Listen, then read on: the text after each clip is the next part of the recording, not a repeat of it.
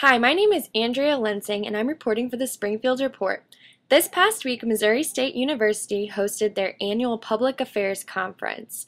I got a chance to sit down with Toni Riccardi, who was a panelist on the discussion of inclusiveness. Is that what made Apple great? What do you think is important for the average Springfield citizen to understand about the importance of diversity in the community? While the demographics in Springfield have been somewhat slow to change, if you look at California, those are the exact demographics, pretty close to the exact, that the country will have in 2042. It's going to be a much more diverse place, and economic success for most companies will be driven by their ability to reach those consumers, suppliers, customers in the future. So if Springfield wants to continue to thrive, then they'll need to focus somehow on those differences and how they can be more present here in Springfield. How do you think we can use technology to achieve this awareness?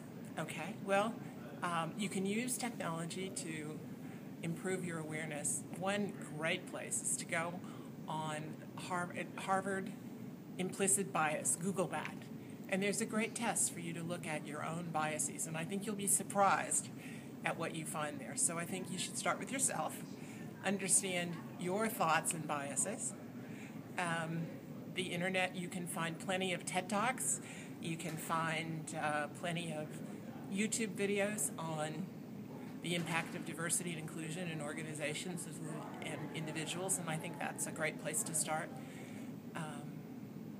I would also Google Springfield businesses that are owned by people of color and women and go and talk to them. What do you think causes the major fears and biases that most people have? I think the major fears and biases that most people have start with the fact that diversity is contrary to human nature. We are raised with fight or flight with anything that's different than we are. So if you don't have exposure to differences, you continue to maintain that feeling. It's only through repeated exposure to difference that changes. You mentioned you don't think Steve Jobs was an inclusive leader. What about the way he operated demonstrated this? I don't think Steve Jobs was an inclusive leader. I think he was a brilliant CEO, a brilliant marketer, a brilliant strategist.